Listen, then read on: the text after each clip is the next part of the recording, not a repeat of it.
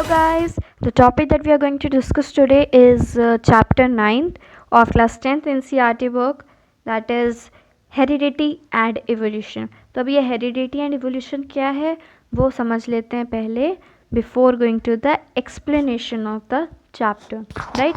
तो heredity क्या होती है? Heredity is the transmission of characters from the parents to their offspring. अब ये ऑफस्प्रिंग क्या होता है? ऑफस्प्रिंग होता है हमारा जो न्यू इंडिविजुअल फॉर्म होता है आफ्टर द रिप्रोडक्शन. तो जैसे ये हमारे पेरेंट हैं ए और ये हमारा पेरेंट है बी, ठीक है. ये यहाँ पे कौन सा रिप्रोडक्शन हो रहा है? सेक्सुअल रिप्रोडक्शन, क्योंकि दो इंडिविजुअल्स इन्वॉल्व हैं. तो ए और बी जब रिप्रोड्यूस करेंगे they will ultimately lead to the formation of suppose C, and this C is the offspring of A and B. तो A and B हो गया हमारे क्या?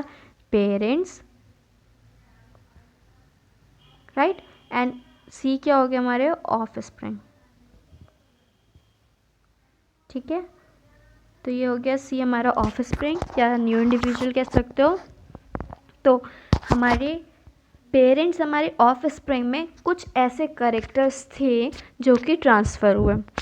आप लोगों ने देखा होगा कि योर पेरेंट्स यूज्ड टू से कि आप ये वाला करेक्टर या ये चीज़ तुम्हारे अंदर उनसे आई है, या तुम्हारे ताऊ जी से आई है, या तुम्हारी दादी से आया, या तुम्हारे पापा के पास भी ब्राउन हेयर्स हैं, तुम्हारे भी ब्राउन हेयर्स हैं, ठीक है. तो ये जो बोला जाता है, ये क्यों बोला जाता है? क्योंकि कुछ ना कुछ जो करेक्टर्स हैं you had inherited those characters from your parents or the generation before you, right? तो ये जो ट्रांसफ़र ऑफ कैरेक्टर्स होता है from the parents to their offspring is your heredity, ठीक है. तो ये देखो यहाँ पे एक चीज़ ये याद रखना कि जो भी तुम कैरेक्टर इनहेरिट करोगे वो तुम अपने पेरेंट्स से करोगे, लेकिन तुम्हारे पेरेंट्स उनके पेरेंट्स से करने का मतलब जैसे तुमने जो करेक्टर इनहेरिट किया है वो अपने पेरेंट्स से किया है. तुम्हारे पेरेंट्स हो गए तुम्हारे मम्मी पापा, तुम्हारे मम्मी पापा ने उनके पेरेंट्स मतलब दादी दादा से वो इनहेरिटेड किया है. तो हो सकता है वो करेक्टर जो तुम्हारे दादी दादा से तुम्हारे या नानी नाना से तुम्हारे पेरेंट्स ने एक्वायर किया है, वही same character is going to transfer from your parents to you. तभी हम लोग बोलते हैं कि तुमने ये करेक्टर अपने दादी या बाबा से एक्वायर किया है. ये बात क्लियर हुई? तो ये प्रोसेस हो गया हमारा हेरिडिटी. जब हम बात करते हैं इवोल्यूशन के, तो इवोल्यूशन क्या है? तो इवोल्यूशन एक बहुत लॉन्ग टर्म प्रोसेस है, पहली बात. दूसरी बात इसमें होता क्या है, कोई भी अगर हमारे स्पीशीज़ है, जैसे अगर हम homo sapiens that are we human beings, अगर हम ह्यूमन बींग्स की बात करें तो अगर एक ह्यूमन है उसके अंदर छोटे छोटे चेंज हुए and finally after a long time they are ultimately going to lead to a large change. तो ये जो लार्ज चेंज हुआ in the characteristic of the species, तो इस चेंज को हम लोग बोलते हैं, इस प्रोसेस को हम लोग बोलते हैं इवोल्यूशन, ठीक है. तो इवोल्यूशन को अगर आप सिंपल वे में समझना चाहो तो it is the change in the characteristic of A species over several generations. Generations का मतलब कि जनरेशन बाय जनरेशन जैसे जैसे टाइम बढ़ता गया वो छोटा चेंजेस जो है वो एडअप होते गए and ultimately lead to a huge change, ठीक है. तो वो प्रोवर्ब आप लोगों ने सुना होगा कि बूंद बूंद से सागर बनता है. तो छोटे छोटे changes ultimately led to a huge change, a large change, ठीक है. तो और वो चेंज क्या किया, वो चीज़ उस चेंज ने कुछ ऐसा वेरिएशन कॉज किया in the species that was different from the previous generations. तो ये क्या हुआ, ये स्पीशीज़ जो है ये हमारा इवॉल्व हो गया, ठीक है. और इस प्रोसेस जिस प्रोसेस के थ्रू वो हुआ वो हो गया हमारा इवोल्यूशन. तो अब आगे बढ़ते हैं with the explanation of the line by line of NCERT. So it says that we have seen that reproductive processes give rise to new individuals that are similar but subtly different. We have discussed how some amount of variation is produced even during asexual reproduction and the number of successful variations are maximized by the process of sexual reproduction. तो अब ये क्या बोलता है? It says कि हमें पता है कि कोई भी रिप्रोडक्टिव अगर प्रोसेस हो रहा है तो एक नया इंडिविजुअल फॉर्म होगा, और वो नया इंडिविजुअल जो है वो अपने पेरेंट्स के सिमिलर भी हो सकता है, या हो सकता है वो थोड़ा डिफरेंट हो अपने पेरेंट्स से, ठीक है। तो ये सिमिलर कब होगा और डिफरेंट कब होगा?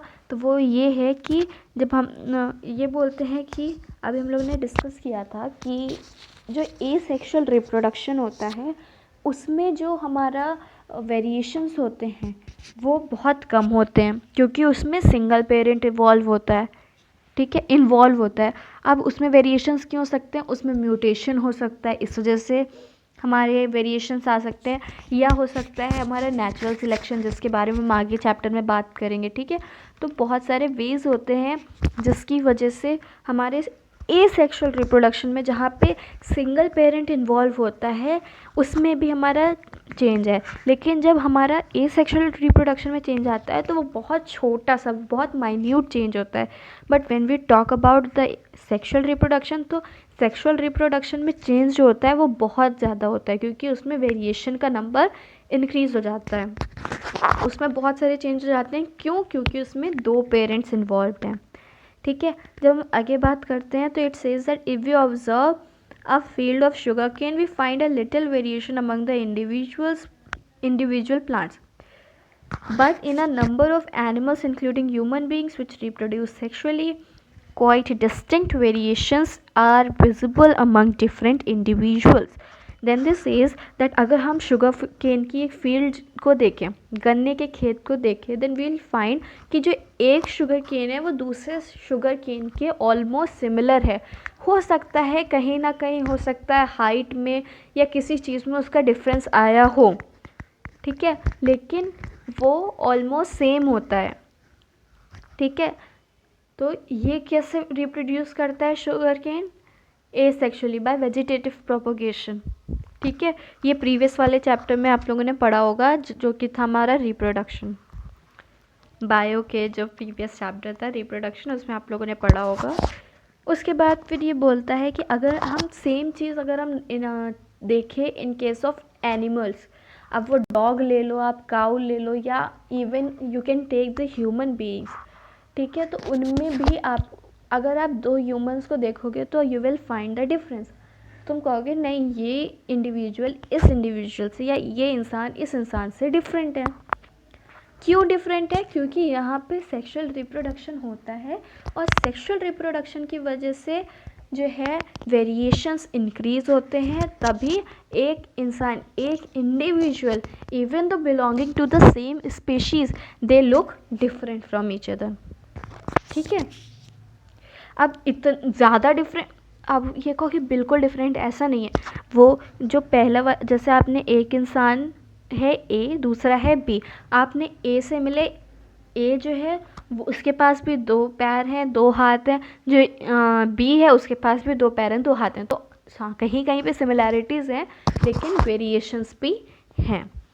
फिर it says that in this chapter we shall study the mechanism by which variations are created and inherited. तो इस चैप्टर में हम लोग पढ़ेंगे कि किस वजह से हमारे वेरिएशंस कॉज होते हैं और किस तरह से वो इनहेरिटेड होते हैं into the next generation. The long-term consequences of the accumulation of variation are also an interesting point to be considered in this chapter. Then we shall also study this under the topic evolution. ठीक, तो अब हम लोग, ये तो introduction हो गया, अब हम लोग पढ़ते हैं topic accumulation of variation. Accumulation of variation का मतलब कि किस तरह से हमारे जो वेरिएशंस होते हैं एक इंडिविजुअल के अंदर, वो कैसे नेक्स्ट जनरेशन तक एक्वायर किए जाते हैं, या किस तरह से उसको एक्वायर किया जाता है, उसको किस तरह से एक्यूमुलेट किया जाता है. ठीक, तो let's start. It says that inheritance from previous generation provide both a common basis of body design and subtle change in it. for the next generation. Now think about what would happen if when this new generation doesn't in its turn reproduce. The second generation will have differences that are inherited from the first generations as well as newly created differences. In lines को समझने से पहले हमें ये diagram समझना होगा, ठीक है। तो डायग्राम को समझते हैं। तो डायग्राम देखो कैसा कहता है। सी, हमारे पास एक इंडिविजुअल था ये, ठीक। यहाँ पे इन्होंने कौन सा रिप्रोडक्शन दिखाया है? Asexual reproduction. एसेक्सुअल रिप्रोडक्शन क्यों कह सकते, कैसे कह सकते हैं हम लोग? क्योंकि यहाँ पे सिंगल पेरेंट इन्वॉल्व है, ठीक है, दो पेरेंट इन्वॉल्व नहीं है। तो अब देखो ये हमारा इंडिविजुअल था दैट वाज ऑल ब्लैक, ठीक है। ये इसका हेड हो गया, ये इसके हाथ हो गए, hands, and this is it's legs, this is it's abdomen. Think of, ठीक है। तो एक तरह से इन्होंने इंसान दिखाया कि कैसे एक्यूमुलेशन और वेरिएशन होता है, वो दिखा रहे हैं यहाँ पे। ये हमारा एक इंडिविजुअल था, इसने एसेक्सुअल रिप्रोडक्शन किया, led to the formation of two individuals, two offsprings का फॉर्मेशन किया, दो नए ऑफस्प्रिंग्स बने। अब देखो क्या हुआ, ये पूरा ब्लू था, पूरा ब्लू था, बट अब क्या हुआ, now its head was changed, ठीक है। उसके हेड में कोई चेंजेस आए, मतलब इसका जैसे यहाँ पे it became red in colour, ठीक। पहला डिफरेंस तो ये इस एरिया से इसके सिमिलर नहीं है, ठीक है, इसके सिमिलर नहीं है। किस जगह से? इस जगह से, क्योंकि इसके हेड में कोई चेंजेस आए। जब हम इसकी बात करते हैं तो इसके पैरों में कुछ चेंजेस आए, here there shown you green in colour, तो इस तरह से ये इससे रिलेटेड नहीं है, ठीक। तो आपके दोनों इंडिविजुअल्स जो हैं वो इससे डिफरेंट हो गए एंड अल्टीमेटली एक दूसरे से डिफरेंट हो गए, ठीक। आगे हमने बात की जी, ये रेड वाला था, इस रेड वाले ने क्या किया, रेड वाले ने फर्दर टू इंडिविजुअल्स को प्रोड्यूस किया, न्यू इंडिविजुअल्स या ऑफस्प्रिंग्स को प्रोड्यूस किया। अब क्या हुआ, इन दोनों के पास ये रेड हेड रहा, ठीक है। इसके पास क्या था, पूरी बॉडी ब्लू थी, इनमें चेंज आया तो यहाँ पे रेड हो गया, इसका पैर जो है ग्रीन हो गया।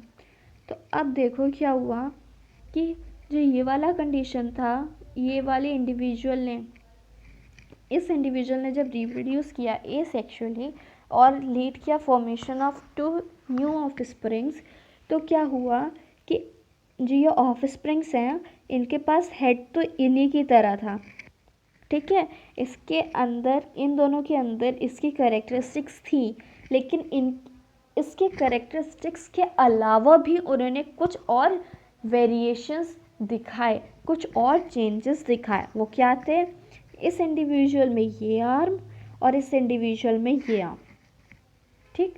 तो दोनों में चेंजेस हुआ। सिमिलरली जब हम बात करते हैं इस इंडिविजुअल की, तो इस इंडिविजुअल का नाम जैसे हमने रखा सी, तो इस सी ने जब प्रोड्यूस किया हमारा बी और डी, ठीक है, मैंने ऐसे कुछ भी नाम दे दिया। तो अब देखो आप कि जब सी ने फॉर्मेशन किया बी का, तो बी की एब्डोमिनल में चेंज हुआ, ठीक। तो यहाँ पे कुछ चेंज हुआ, मतलब ये इससे डिफरेंट हो गया, जो ये बी है ये सी से डिफरेंट हो गया। लेकिन जब हम डी की बात करते हैं तो क्या डी में आपको कोई चेंज दिख रहा है? नहीं। तो ये भी हो सकता है कि कोई चेंज ना एक्वायर करे या बहुत लिटिल चेंज एक्वायर करे, क्योंकि यहाँ पे सेक्सुअल रिप्रोडक्शन नहीं है। यहाँ पे कौन सा रिप्रोडक्शन हो रहा है? एसेक्सुअल हो रहा है। तो ये तो जो केस हो गया ना, ये केस हो गया वो क्रिश वाला, लेकिन क्रिश वाला भी नहीं, क्योंकि क्रिश वाले में सेक्सुअल रिप्रोडक्शन हुआ था, यहाँ पे एसेक्सुअल रिप्रोडक्शन है, ठीक है। तो अब देखो क्या था कि जो पेरेंट्स से जो ऑफस्प्रिंग आए उन्होंने कुछ वेरिएशन शो किया, और जब ये जो सेकेंड जनरेशन थी इसने फर्दर रिप्रोड्यूस किया, तो जो नेक्स्ट जनरेशन आई उसके पास हो सकता है कि नए चेंजेस हों जैसे इनके केस में, या हो सकता है कोई नए चेंजेस ना हो जैसे इसके केस में, ठीक है। लेकिन जो पेरेंट्स से जो इसने कैरेक्टर एक्वायर किए हैं वो वैसे ही रहेंगे जैसे कि इसके पास रेड हेड था और इनके बच्चों के पास भी रेड हेड है। सिमिलरली इसके पास ग्रीन लेग थी, इन दोनों के पास भी ग्रीन लेग है। अब वो फर्दर इनके ऊपर डिपेंड करता है, इनके ऊपर भी नहीं, वो इनके जीन्स और इनके डीएनए पे डिपेंड करता है कि वो फर्दर म्यूटेशन करेगा कि नहीं करेगा। ठीक, तो अब देखो, अब इसको समझा, अब हम लोग इसको समझते हैं कि ये क्या बोलता है। अब इसने बोला कि inheritance from previous generation provide both a common basic body design, जैसे कि किस केस में, जैसे कि दैट वुड बी बेटर, जैसे कि इनके केसेस में कि एक बेसिक बॉडी डिज़ाइन था, ठीक है, एंड सबटाइल चेंज क्या हुआ इसमें हमारा, ये यहाँ पे रेड हेड आ गया और यहाँ पे हमारा ग्रीन लेग आ गया, ठीक है। फिर आगे ये बोलते हैं, now think about what would happen when this new generation in its turn reproduce. अब ये जो नई जनरेशन थी वो फर्दर रिप्रोड्यूस करी, तो the second generation will have differences they inherited from the first generation. तो ये जो सेकेंड जनरेशन है, ये हमारी सेकेंड जनरेशन जो है वो जो कौन से कैरेक्टर से एक्वायर करेगी, जो चेंजेस जो हमारी इस जनरेशन में हुई थी वो क्या थी, हमारा रेड हेड इसने एक्वायर किया, ठीक, एक्वायर किया, लेकिन उसके साथ साथ में कुछ अपने डिफरेंट चेंजेस भी लाई, ठीक है। ये लाइन समझ में आ गई होगी अब शायद से इस पिक्चर को देखने के बाद। The figure 9.1 would represent the situation if a single individual reproduce as happen in asexual reproduction, right? Then if one bacterium divides, then the resultant two bacteria divide again. The four individual bacteria generate would be very similar. There would be only very minor difference between them, generated due to small inaccuracy in the DNA copying, ठीक है। और ये जो DNA कॉपिंग वगैरह है ये आप लोग 12th में पढ़ोगे अगर बायो लेते हो तो, ठीक है। तो ये इसमें सेम चीज़ जो इसमें बोला गया था कि दोनों इंडिविजुअल्स जो हैं हमारे, यहाँ पे क्या दिखा रहा था हम लोगों को, एसेक्सुअल रिप्रोडक्शन। तो यहाँ पे अगर हम इनकी जगह किसी बैक्टीरिया को लेते हैं तो उस बैक्टीरिया ने पहले डिवाइड किया, given rise to two individual, वो टू इंडिविजुअल फर्दर रिप्रोड्यूस करके and ultimately we will have 4 new individuals, right. तो वो लोग जो है ऑलमोस्ट सेम लगेंगे एक दूसरे के, क्योंकि यहाँ पे सेक्सुअल रिप्रोडक्शन हो रहा है। लेकिन जब डीएनए कॉपिंग होगा या डीएनए में अगर कोई म्यूटेशन हो रहा है, अब उसका कारण कुछ भी हो सकता है, ठीक है, उसकी वजह से कुछ ना कुछ चेंजेस हो सकते हैं in between the two individuals, ठीक है। सो आगे बोलता है कि how ever if sexual reproduction is involve, हम बात करते हैं सेक्शुअल रिप्रोडक्शन की, तो इसके कंपैरिजन में बहुत ज़्यादा डाइवर्सिटी हो जाएगी, even greater diversity will be generated, ज़्यादा वेरिएशंस आएंगे। क्यों? क्योंकि इसमें 2 इंडिविजुअल्स इन्वॉल्व होते हैं, ठीक। उसके बाद they are asking you one question that do all these variations in a species have equal chances of surviving in the environment in which they live, in which they find themselves. मतलब जो जैसे कि इस individual की अगर हम बात करें तो इसमें जैसे इतने डिफरेंट वेरिएशंस हुए, 4 तो यही हो गया, फिर ये वेरिएशंस हैं, ये वेरिएशंस हैं, तो ये जितने भी वेरिएशंस हुए हैं, क्या इन सब की सर्वाइवल चांसेस इक्वली इम्पॉर्टेंट हैं। मतलब कि जितना ये इंडिविजुअल सर्वाइव करने की चांसेस इस इंडिविजुअल की जितनी है उतनी ही इस इंडिविजुअल की हैं, even though they have different type of variations, ठीक ठीक है, तो इस क्वेश्चन का answer I would like you to give me in the comment section and I will be discussing its answer in the next video, right. So अब आगे बढ़ते हैं। आगे बोलता है that depending on the nature of variation different individuals would have different kind of advantages. ठीक है, जब हम बात करते हैं कि नेचर ऑफ वेरिएशन की, कि इतने सारे वेरिएशन हुए, जैसे 5 वेरिएशंस हुए हमारे, ठीक है, एक इंडिविजुअल में 5 वेरिएशंस हुए, तो उन पाँचों की सर्वाइवल टाइम सेम है या सर्वाइवल चांसेस सेम है या सर्वाइवल चांसेस डिफरेंट हैं, तो उसके नेचर पे डिपेंड करता है। ठीक है, और different individual have different kind of advantages, और इंडिविजुअल पे डिपेंड करता है। ठीक है, तो bacteria that can withstand heat will survive better in a heat wave, as we have discussed earlier. Selection of variants by environmental factors form the basis of evolutionary processes, as we'll discuss in the later section. ठीक है, तो जो bacteria जो heat में रह सकती हैं वो they will be growing into the heat waves और हीटेड एरियाज। ठीक है, हॉट स्प्रिंग्स में भी फाइंड आउट हो सकते हैं। लेकिन अगर कोई ऐसी चीज़ है, एक ऐसा ऑर्गेनिज्म है that will die in the heat waves, then they are going to not present there, या हो सकता है उनमें भी कुछ चेंज आ जाए जिससे कि वो वहाँ पे सर्वाइव कर सकें।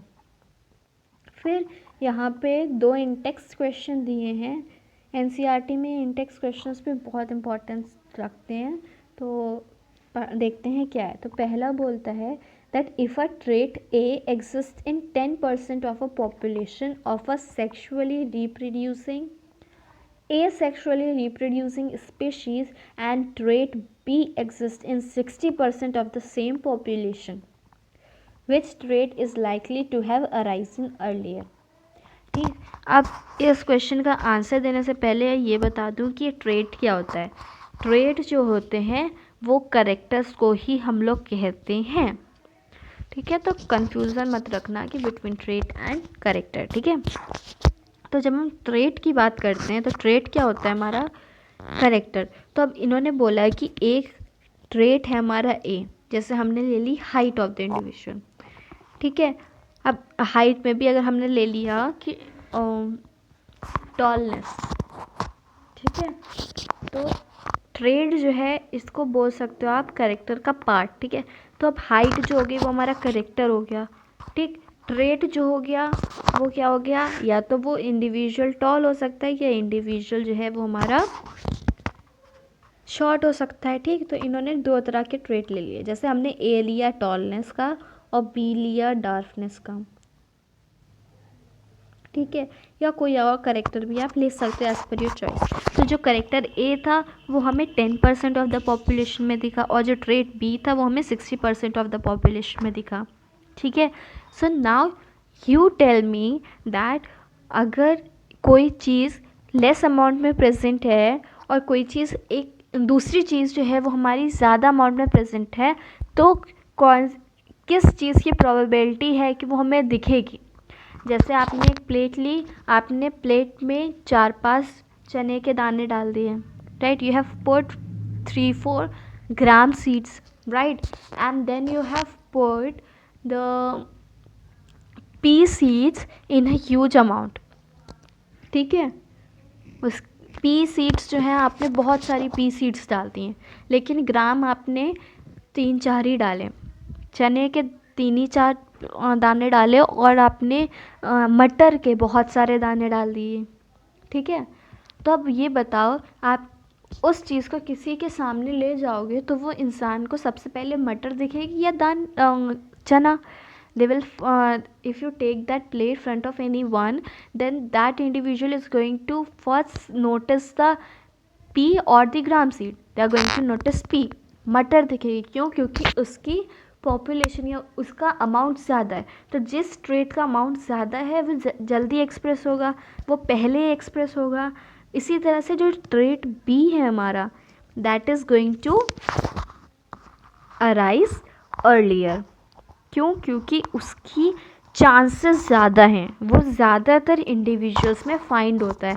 अब वहाँ पे बोर्ड्स में अगर ये क्वेश्चन आता है तो ये मैंने सिर्फ आपको समझाने के लिए बोला था, लेकिन ये मत लिखिएगा कि उसके पास मटर वाला एग्जाम्पल मत दीजिएगा। You can frame the answer in your mind if you have understood the topic, right.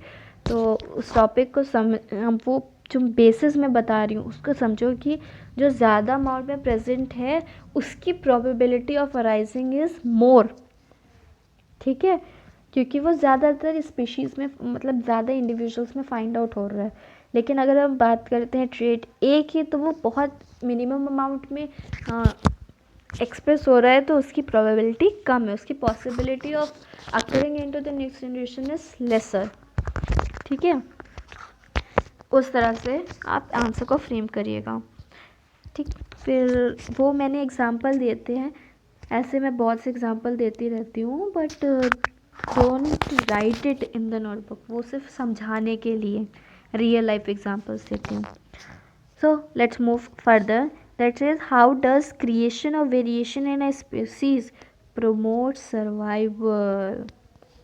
This is very important question कि किस तरह से जो हमारी बॉडी में चेंजेस होते हैं वो किसी भी स्पीशीज़ के, किसी भी इंडिविजुअल के सर्वाइवल में कैसे इफ़ेक्ट करते हैं, ठीक है, कैसे उसके वो इंडिविजुअल ज़िंदा रहेगा कि नहीं उसको प्रमोट करते हैं, ठीक है। तो देखो, जब हम बात करते हैं वेरिएशंस की, तो अब वेरिएशन हो सकता है हमारा कैसा भी हो सकता है। जो हमारा वेरिएशन है वो पॉजिटिव हो या नेगेटिव हो। पॉजिटिव मतलब वो अच्छा वेरिएशन हो सकता है, नेगेटिव मतलब वो बुरा वेरिएशन हो सकता है, ठीक है। तो अगर बुरा वेरिएशन हुआ तो क्या होगा, वो इंडिविजुअल के सर्वाइवल में हेल्प नहीं करेगा, लेकिन अगर अच्छा वेरिएशन हुआ तो वो सर्वाइवल में हेल्प करेगा। तो क्या हुआ, जैसे कि हमने एक एग्ज़ाम्पल लेते हैं किसी भी बैक्टीरिया का, ठीक है, इस क्वेश्चन को समझने के लिए। तो हमने लिया एक बैक्टीरिया और वो जो थी हॉट स्प्रिंग्स में रहती है, राइट। लेकिन उसके बॉडी में कुछ ऐसा वेरिएशन हुआ कि ये जो उसकी नेक्स्ट जनरेशन थी या वो इटसेल्फ, तो उसकी बॉडी में एक ऐसा वेरिएशन हुआ कि जो वो बैक्टीरिया थी now is able to live in the cold areas but not in the hot area. अब ये जो था, ये किस टाइप का वेरिएशन हुआ, ये नेगेटिव वेरिएशन हुआ। क्यों? क्योंकि यार वो जिस एरिया में रह रही है, अगर वो उसी एरिया में उसे प्रॉब्लम होने लगी तो वो it will affect the survival in a negative way. कैसे? वो जो हमारी बैक्टीरिया थी इट विल गेट डाइड, ठीक है, वो मरने लगेगी। क्यों? क्योंकि अब वो हॉट एरिया में रह नहीं सकती, हॉट स्प्रिंग्स में रह नहीं सकती, क्योंकि उसकी बॉडी में कुछ वेरिएशन हुआ है। लेकिन अगर हमारे उस बैक्टीरिया के बॉडी में ये वेरिएशन ना हो के ऐसा कुछ वेरिएशन होता कि जितनी ज़्यादा हॉट एरिया में वो रहेगी उतनी ही ज़्यादा it is going to get feeded up, या it is able to survive in a more better way. कोई ऐसा वेरिएशन हुआ तो वो पॉजिटिव वेरिएशन हो गया and it will lead to the survival of that bacteria. तो उस तरह से वो पॉजिटिव वेरिएशन हुआ जिसने बैक्टीरिया का सर्वाइवल जो है प्रमोट किया, ठीक है। तो जो वेरिएशन है वो ज़्यादातर जो होता है वो सर्वाइवल को प्रमोट ही करते हैं। क्यों? क्योंकि वो नेचर के थ्रू सिलेक्ट हो जाते हैं, जो कि हम आगे पढ़ेंगे। इस चीज़ को हम लोग बोलते हैं नेचुरल सिलेक्शन, जो कि डार्विन ने दिया था कि जो अच्छे वेरिएशंस होते हैं they are only passed on, लेकिन जो बुरे वेरिएशंस होते हैं they are not passed on, ठीक है। तो जो वेरिएशन अगर अकर हो रहा है तो they are most probably going to promote the survival of the species, right. सब आगे बोलते हैं। अब आया हमारा second topic of the chapter, that is heredity. पहला था एक्यूमुलेशन ऑफ वेरिएशन, अब हेरिडिटी। हेरिडिटी मैंने बताया था क्या होता है, the transmission of character from the parents to their offspring. तो most obvious outcome of reproductive process still remains the generation of individual of similar design.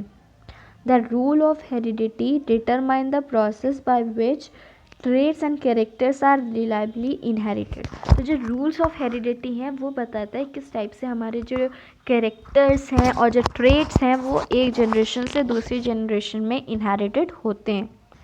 ठीक, तो पहली चीज़ जो इसके अंदर बात करते हैं वो है इनहेरिटेड ट्रेट्स। जो हम ट्रेड्स जिनको हम एक्वायर करते हैं फ्रॉम या इनहेरिट करते हैं फ्रॉम आवर पेरेंट्स। तो what exactly do we mean by similarity and differences.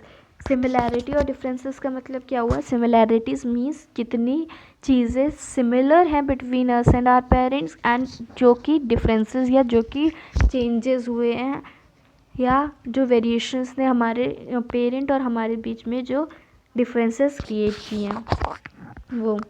ठीक है, उसके बाद जब हम आगे बात करते हैं, we know that a child bears all the basic features of human being. कोई भी एक अगर चाइल्ड है, ठीक है, उसके पास जो बेसिक चीज़ें होती हैं of being a human are always present. जैसे कि उसके पास 2 पैर, 2 हाथ, 2 नाक, सॉरी 2 कान, 1 नाक, 2 आँख, ये सब तो होंगे ही होंगे क्योंकि ये बेसिक चीज़ें हैं।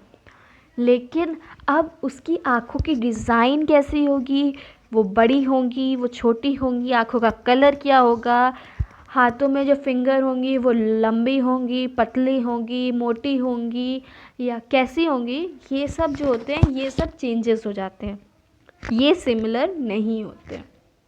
लेकिन अगर आप ओवरऑल देखो एक इंसान को तो आप कहोगे हाँ ये भी इंसान है, दूसरे पर्सन को कहोगे वो भी इंसान है।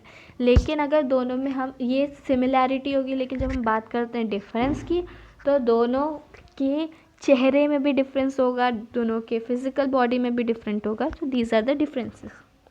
However it does not look exactly like its parents and the human population show a great deal of variation. जब हम बात करते हैं ह्यूमंस की तो ह्यूमंस में हमें बहुत सारे वेरिएशंस दिखते हैं, a variety of variations are visible. लेकिन जब हम बात करते हैं एनिमल्स की भी अगर हम बात करें तो उतने वेरिएशंस हमें नहीं दिखते हैं।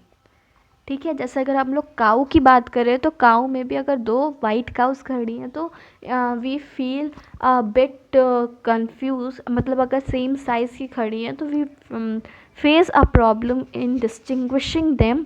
लेकिन जब हम 2 इंसान को भले ही वो दोनों सेम साइज़ के हों लेकिन हम उनको डिस्टिंग्विश कर सकते हैं क्योंकि उसमें ज़्यादा डिफरेंसेस शो होती हैं। ठीक है, अब एक एक्टिविटी दी गई है यहाँ पे कि एक्टिविटी 9.1 ये क्या बोलती है, observe the ears of all the students in the class, prepare a list of students having free and attached earlobes, calculate the percentage, find out the earlobes of the parents of each student in the class, correlate the earlobes type of each student with that of their parent, based on this evidence suggest a possible rule of inheritance। अच्छा, तो इन्होंने ये activity में दिया है आपको कि आप अपने क्लास के जितने भी बच्चे हैं उन सबके ईयर लोब्स चेक करो। ठीक है, और उसमें देखो कि फ्री ईयर लोब किसके कितने बच्चों के हैं और अटैच्ड ईयर लोब्स कितने बच्चों के हैं। फिर उनके पेरेंट्स के ईयर लोब्स चेक करो और फिर उसको उनके परसेंटेज लिखो और फिर उसके बेसिस पे आप रूल बताओ किस किस तरह से इनहेरिटेड हो सकता है from the parents to their offspring. ठीक है, अब फ्री ईयरलोब और अटैच्ड ईयरलोब्स कौन से होते हैं, तो देखो ये जो फेस है और ये हिस्सा जो है ये फेस से अलग जब रहता है जिन लोगों का, सो वो हो गए हमारे फ्री ईयरलोब्स। ठीक है, लेकिन जिन लोगों में ये जो लोब होता है ये अगर अटैच्ड होता है टू द फेस स्किन तो उसको हम लोग बोलते हैं अटैच्ड ईयर लोब्स। ठीक है, अटैच्ड ईयर लोब्स। ठीक है, तो इस तरह से ये हो गया। तो फिर ये आपको कहते हैं कि किस तरह से आप लोग अपने अपने रूल्स बताओ ऑफ इनहेरिटेंस। उसके बाद फिर नेक्स्ट टॉपिक होता है, तो अगर if you all have sufficient time you may perform this activity. But उसके आगे हम लोग बात करते हैं, हम डायरेक्ट हम लोग रूल की बात करते हैं। तो it says the rules for inheritance of traits. यहाँ पे हम बात करते हैं मेंडल कंट्रीब्यूशन की। अभी ये मेंडल कौन है? मेंडल एक बहुत ही महान साइंटिस्ट थे जिनको हम लोग फादर ऑफ जेनेटिक्स भी कहते हैं। क्यों? क्योंकि इन्होंने दिए थे द रूल्स ऑफ इनहेरिटेंस। ठीक है, जो अभी प्रीवियस एक्टिविटी में आप लोगों को बोला गया था बताने के लिए, जिसको आप लोगों को बोला गया था कि आप लोग फाइंड आउट करो कि क्या हो सकता है रूल फॉर इनहेरिटेंस, उसको इन्होंने बताया था। Even though he was not a geneticist या एक बॉटनिस्ट भी नहीं थे ये, still he contributed a lot in the rules of inheritance and hence he was termed as father of genetics. ठीक है, तब उसको जो रूल्स हैं, वो जो 3 लॉज दिए थे इन्होंने, law of dominance, law of segregation and the law of independent assortment. तो ये जो तीनों लॉज हैं, इन तीनों लॉज के लिए मैं एक अलग से वीडियो बनाऊंगी।